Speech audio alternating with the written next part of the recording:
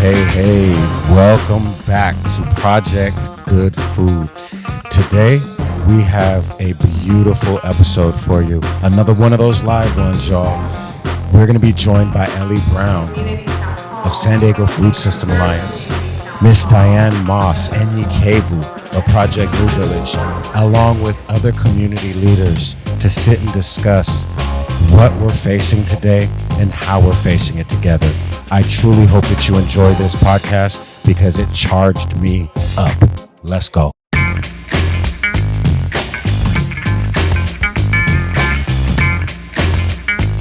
I'm Elly Brown. I am the co-executive director of San Diego Food System Alliance. It's a nonprofit focused on cultivating a just and resilient food system and really align with the idea of food sovereignty. And also I'm representing the Community-Centric Fundraising San Diego chapter and the broader movement to resource our communities through the lens of justice and not charity. And I'm Diane Moss, and I'm with Project Village since day one. I'm one of the founders and have the privilege of doing management here on a day-to-day of our operation. Dr. Robinson's been on our board for several years, and he's recently taken a position at a state level that will lend itself to the advocacy of work that we do. So with that, let's just hear from Dr. Robinson. Hello, my name is Derrick Robinson. I am the Urban Agriculture, Food Systems, and Environmental Issues Advisor with the University of California, Agriculture and Natural Resources. I am here speaking as the board member for Project New Village. So if I could give any type of message to the stakeholders at Project New Village who are aligned with the mission, aligned with the goals of helping to improve our food system, help to increase food sovereignty within the Southeastern San Diego community through urban agriculture, through placemaking. I would say that the reason Project New Village is having to do this is because we have some serious challenges within our food system currently. We have issues with distribution of food that's being produced.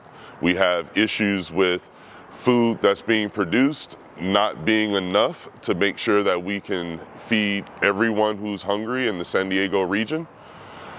We have issues with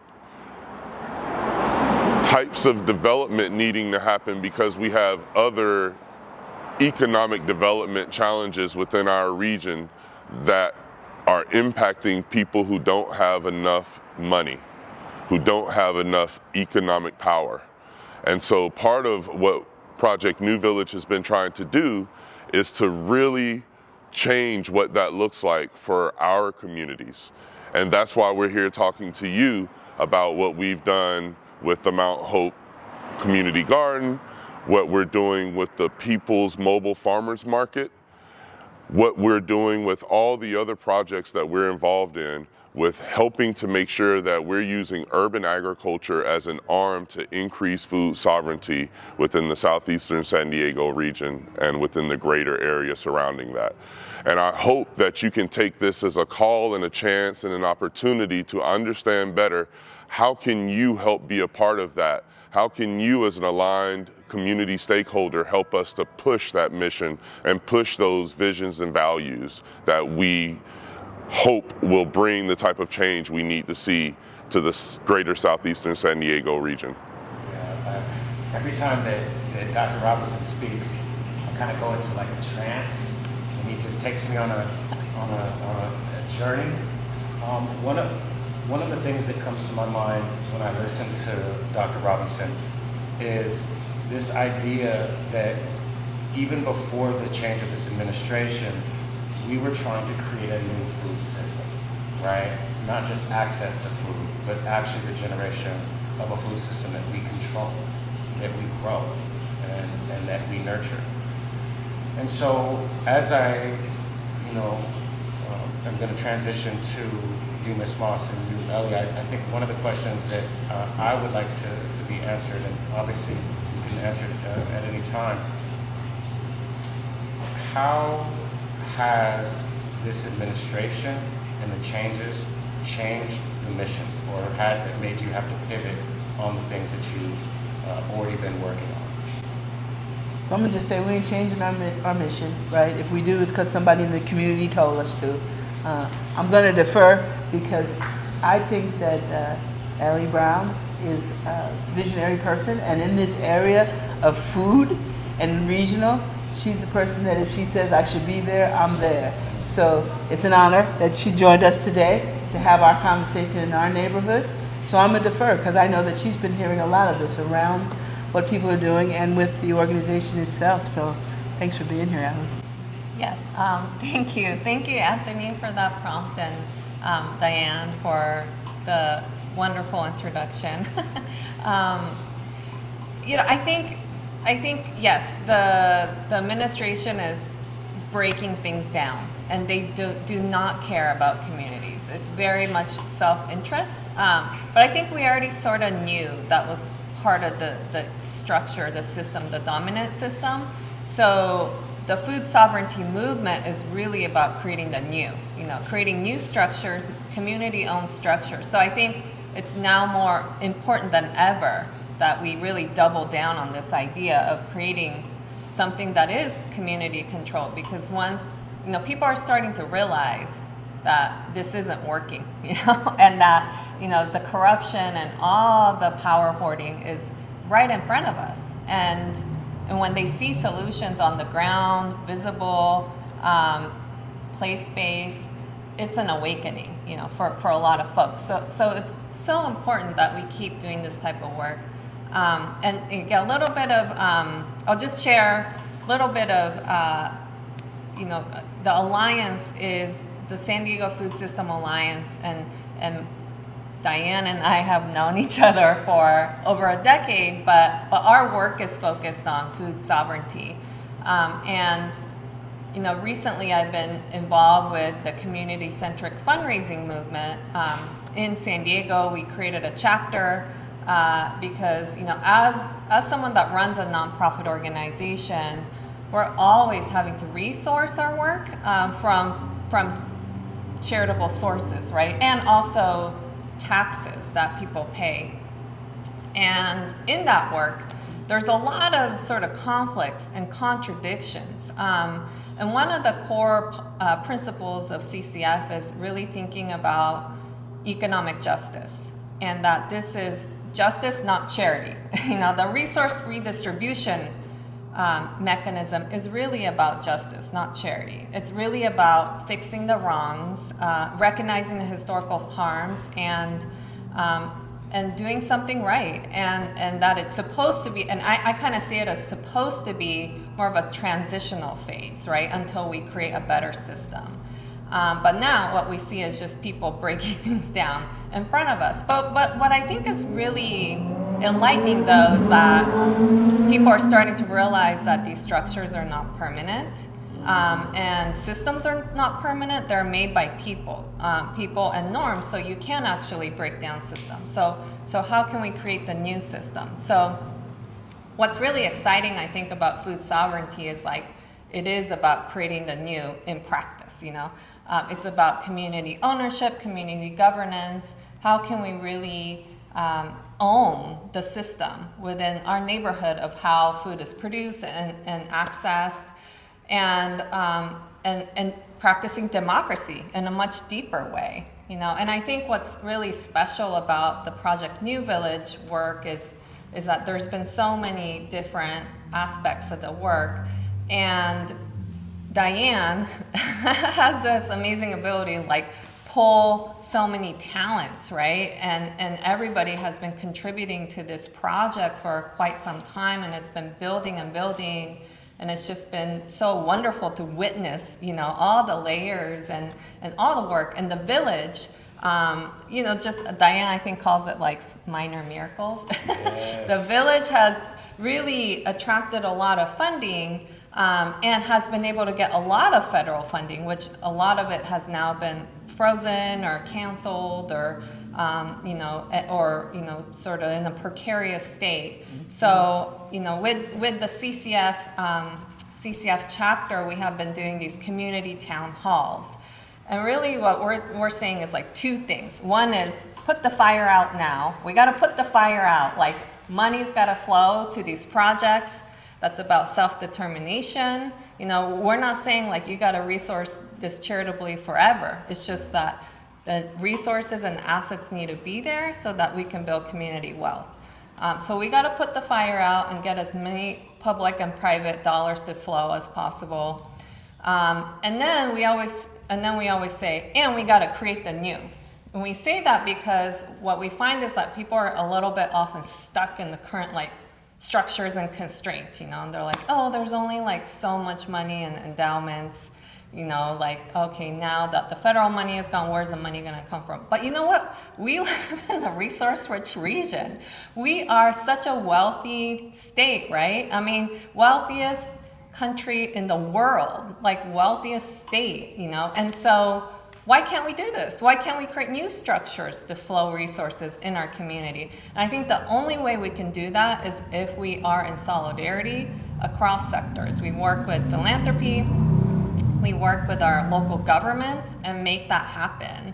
And there is really no other way. So that's why those two things exist in tandem, and what we're really trying to do is influence our local stakeholders around those two ideas. So that brings up a few things for me. I've actually been able to participate in some of the CCF events, and I've learned quite a bit. When it comes to, it's not charity, it's justice. Right. How can we, who are feeling the pressure of resources being stripped from us, how do you, or I should ask it like this, how do you remind yourself that the ideas you're standing on are the strongest ideas in the room, even despite the realities of the scarcity that we're facing? How are you keeping that energy in these spaces? How are you addressing those concerns? Yeah, well, I'd be curious, Diane, what you, how you're managing it. Yeah, I mean, the scarcity mindset is like just part of our dominant culture, and it's real, you know, and it really creeps up in so many ways. And I think part of like the community town hall is also like shifting the culture of like resource sharing, you know, and how can larger organizations support smaller organizations, and how can resources more equitably be distributed. And also like, let's just like work together a little bit better. And I feel like because it is like scarce times, like people are actually coordinating and stepping up in different ways, which has been like kind of really interesting to witness. Like even people in the philanthropy community are like organizing themselves in different ways.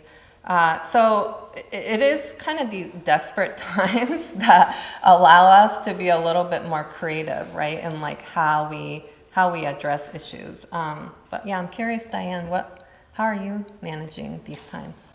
So in terms of resource management, every day I'm like a frugal person, so I assess every day where we are, what we're dealing with today, right? Was anything taken off the table that we can't use today? We've been putting out fires this week, every day. So we take moments of time, see where we are, what are the strengths there and what are the challenges, and who do we have, what assets do we have to address them. So that's, you used to could let it go for 3 months or something. Now it's like every day, because we don't know what's here, what's not here, so let's assess that before we move forward with the work for the day. One of the things that I heard was that this administration was purposely targeting elements of society that ease the pain of hypercapitalism, right? And so when you discuss nonprofits sometimes being criticized for not being able to fix the issue that they're trying to solve, and then you take into account the fact that there is an intentional gutting of resources, do you see any work that we as people who are just supporting these organizations can do, knowing that we may not have the connections to the large donors? What are ways that we can kind of contribute to this fight? Can I take a moment and say, we've introduced other people in the room that might have some answers to this question as well. So we can start here, but we're here so that we can have a conversation. So if you have some responses, chime in, please. So, I mean, first of all, chaos, right, is a time when people are the most open to change, when people are comfortable. So, I really appreciate that the mission hasn't changed. One of the, concerns in the futurist community is the food supply, because when food becomes scarce, then there's a line in terms of who does and does not get access to quality food that becomes even more stark than where we are now. The other side of that, though, is having it be so in people's face, it's harder for them to ignore. People have been acting like frogs in a pot, and the heat's been slowly turning up. And now, because I really feel like food system justice is party agnostic and administration agnostic. And so I'm glad that there were already organizations in place doing this work. And from a futurist perspective, when you think, about the hierarchy of needs, which is basically an indigenous practice, you have to say, that food and shelter are like the baseline. And before people can worry about other things, and a lot of people take food for granted, they think you go to the grocery store and they assume that what they're getting is something that's good for their body. So this is an opportunity to educate people. And yes, people do step up when they are actually aware. Like there has to be a fire and then oh, now I should pack my go kit. So I'm excited about this time. For a lot of people, this is a scary time, but for me, it's actually a time that inspires hope, because people will not act to solve problems until they feel like those problems are pressing.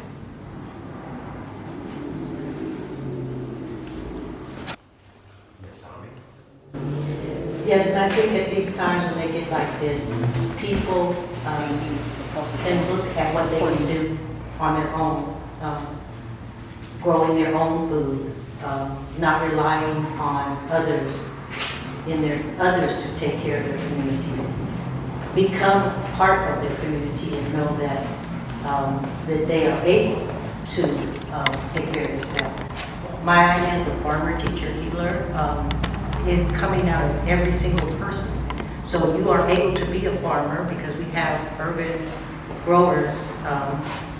You are able to grow your own food, and there are organizations and people in the community that are engaging community people in doing those things.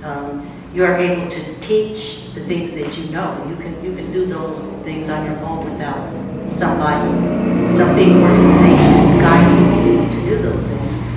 And you can educate yourself on the things that would be healing to your community. So I think it's about taking responsibility in what you can do, the self-determination of what you can do and what you can practice, and just stop relying on organizations that have not been there for you really in the first place. So just be aware that you have a power as a community person. I just think that with everything that's going on with the current administration, like Dr. Elly said, it's an opportunity. And I think what we can do individually and collectively is the being aware.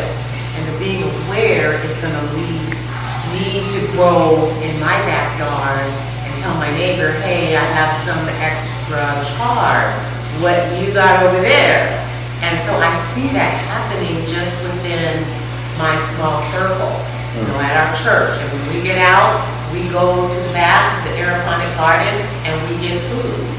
We had a garden meeting last week where we may add more tower gardens so we can not only feed the people in our congregation, but in the community. So I think just there's an awareness and it's an opportunity because now we're seeing what's happening and we know that there's something that we individually can do, but we have to lock arms with our neighbors, with people that are doing the things that we're doing. And I see that it's tremendous what I'm seeing just from my community where I am. So I think that that's an example of something that's not good at all.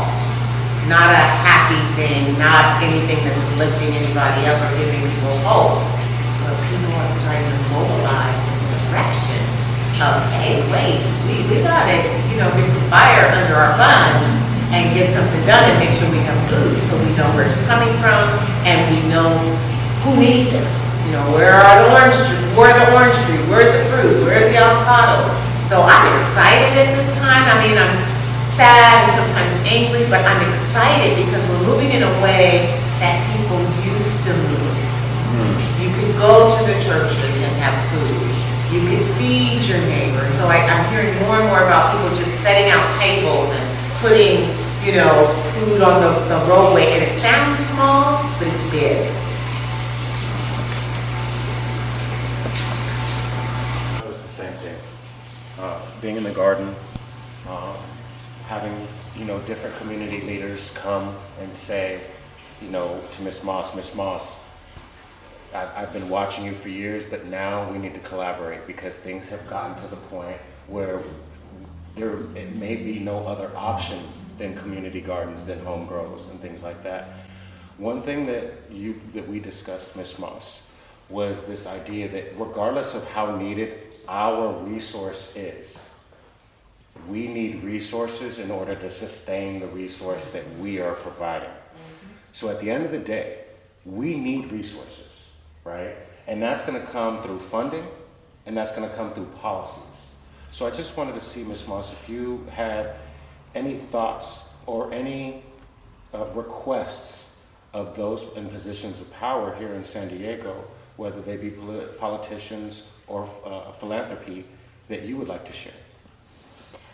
Well, yeah, if they're in a position to share and that there are resources that are available, then ways of letting people know that. If they're,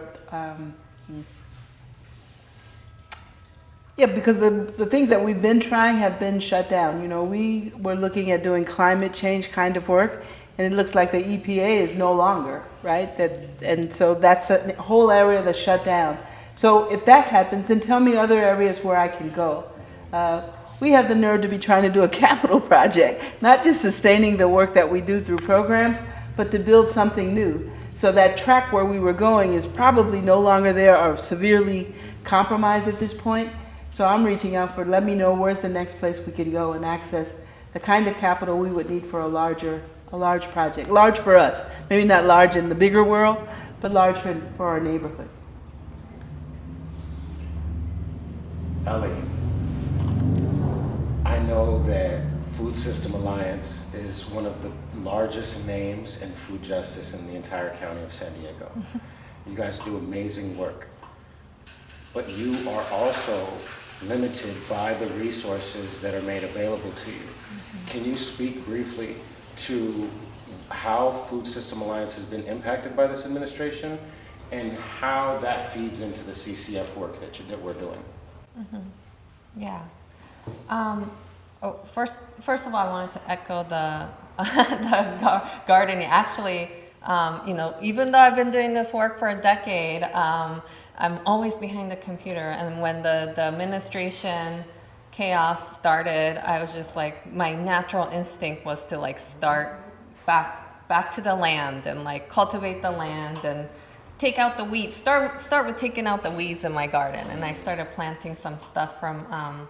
My mother's Japanese, and I go to the Japanese supermarket here in Convoy, and not here, in Convoy, and they have their own organic farm, and they sell seedlings, like Japanese vegetable seedlings. So I started growing that, and it just brought me so much peace, and also created this interesting relationship with my mother, because my grandfather was a farmer, and my mother has always wanted to learn how to grow things. So she's been teaching me things, and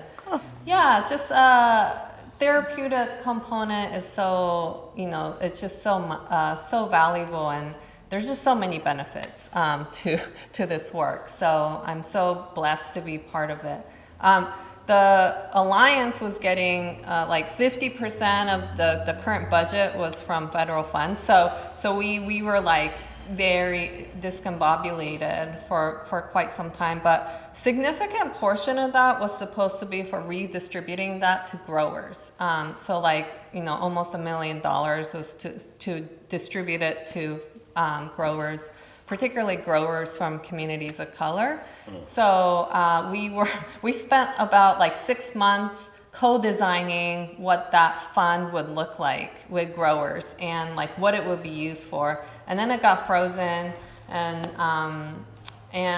yeah, just I think the devastation is also the disappointment to the community. Well, I know with the EPA grant you're mentioning of, or there's a lot of community engagement done, right? A lot of imagining that was done on like what this money could be used for, and having to circle back with community and say the resources are not available, that is devastation, and that could really set back people's psyche.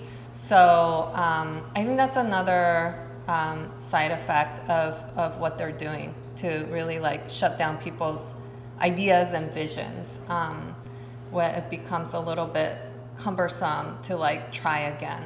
And so there's been a lot of impacts, and I take, I really love my team, so just thinking about, oh my gosh, am I gonna have to let someone go was really taking a toll on me. But I'm a co-executive director, and Sona, who's on the board, is the co-executive director at the Alliance, and so it's just so nice to have that partnership, because like dealing with this type of chaos and uncertainty and constant threats is really hard to like deal with by yourself, right? So and you don't, like there's only like so much that I could share with the rest of the team. Initially, I was like kind of oversharing, and then it seemed to make people anxious, right? So it's like, okay, who do I talk to about this?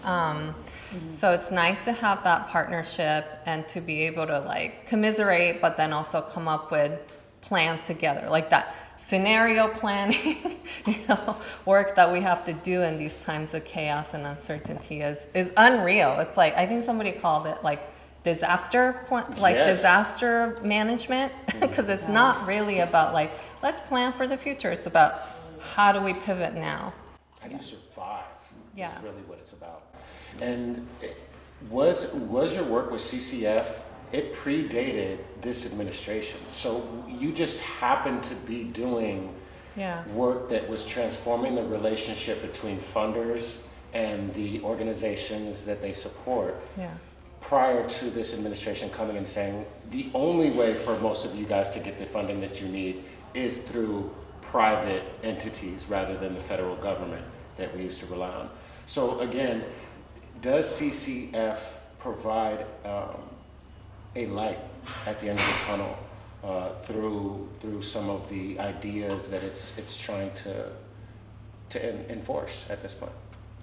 Yeah, I mean, I think, myself and then Claire Grosvenor of Olive Gardens started the San Diego chapter of CCF, because CCF is like a national or global movement. It was started by a couple of fundraisers in Seattle, Vu-Lei, who writes these blog posts, Nonprofit AF. It's just like satire about sort of the nonprofit industrial complex. It's really funny. He's just a really funny guy, and he partnered with a couple of fundraisers, particularly like people of color that felt like kind of icky about the fundraising process, right? And try to come up with like language around like what was icky about it, and then also like how are we going to reclaim the space, the 10 principles of CCF. So. And those include things like, centering race, but then also from silos to solidarity within the nonprofit community, and then, really recognizing that all these issues are about economic justice. So I think now, as we see the capitalism, like, dysfunction at its best, the economic justice lens is like really important, and I think that's one of the fundamental.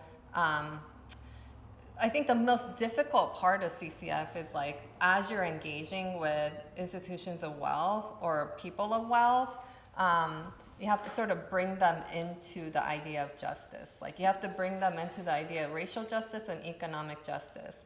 And it's easier to do that if you have some like movement home to belong to, right? Whether it's like the PMV, community and going to the garden and just being part of that community, or whether, it's another movement that people can really have this like embodied experience of like, oh, this is what it's like to be in community and be part of community, and to almost recognize that like your well-being is going to make my well-being come to life, right? It's like the interconnectedness, like recognizing the interconnectedness, and that there's such a class divide right now, widening.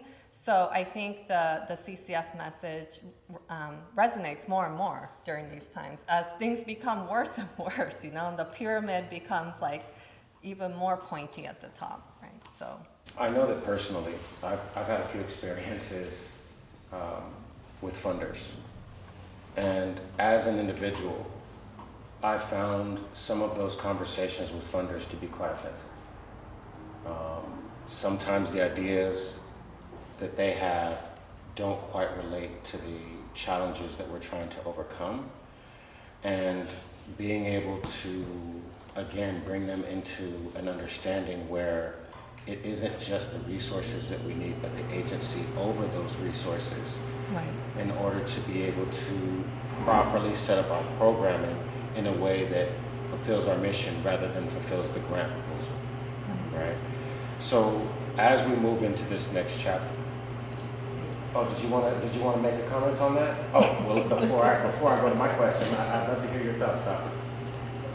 So recently I was actually at a lunch where I was introduced to the concept of trust-based philanthropy, and really, what you touch on really like brings that up, because a lot of times you have these agencies and organizations that they'll give you money, but there's so many strings attached, and depending upon your capacity to meet the requirements of the string, you're putting more of your energy and resources into responding to their requirements than you are in the actual programming that you've committed to when they said they were giving you the money to create, produce, or execute.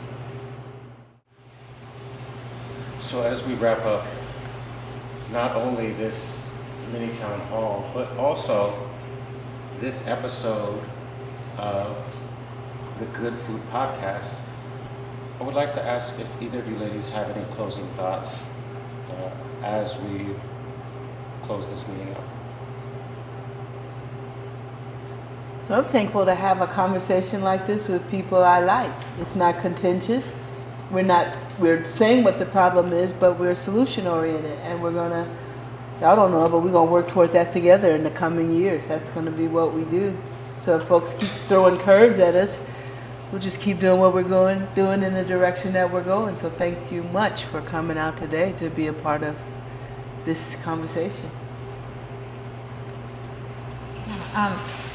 Well, I think I'm going through this like the grieving stages, and now I'm at a place of acceptance. So it's like, all right, let's strategize what is possible to keep this vision alive, to keep this work going. And I think that requires collaboration and coming together. So I really hope that this is a start, and there's an opportunity for us to influence as many people as possible to be part of solutions collectively. If people are interested to get involved in either Project New Village, Food System Alliance, or the CCF, what would be some ways to get in contact with us, Ms. Moss, and us, Ms. Elly? So we're right here on Imperial Avenue, so you can drop by anytime. We do have a website with Project New Village, and also we're associated with the San Diego Food System Alliance. We've been a member of the steering committee for a long time, so you'll find our work in those areas. Okay. Through the San Diego Food System Alliance, we have events and also a lot of resources for growers, fishermen, and food businesses. We have a digital resource directory and all kinds of resources. So that website is sdfsa.org. And the Local Food Economy Lab is a program that houses all the digital resources. And also with the CCF, we've held like community town halls. We're holding our third community town hall with titles From Silo to Solidarity, with the idea of co-developing strategies together across different sectors. And that's going to be happening in June. And because there was so much like energy from the other town halls, the team has decided to create like a website and also like a different coalition name called San Diego Solidarity Network. So I believe it's solidaritynetworksd.org is where the town hall information is going to be housed. And there's going to be like an emergency declaration where we're going to ask organizations to sign on to the idea of like putting out the fire and creating the new. So I can share those two websites with you afterwards. Oh yes, we're going to need those. Absolutely. Does anybody have any final questions or thoughts? You want to close this out? I was going to say that the one thing, the opportunity, I mean, I don't want us to miss this opportunity. Because in the middle of chaos and when systems being broken and destroyed, agencies being eliminated, we are in the position to build back better. And that we must, as we're responding or reacting, also think about what would be better so that when these systems are rebuilt, they're not rebuilt as clones of what they were. They're rebuilt in a way that includes more justice. Thank you for saying what I was unable to articulate and doing it so beautifully, Doctor. That was perfect. And with that, I just want to say thank you to everybody who's online, everybody who's listening to this podcast, and everybody who's here in this room. We are the do-gooders, and with us at the table, I'm excited to see what we can do. So thank you, Elly. Thank you, Ms. Moss. Thank you, everyone. Have a great day.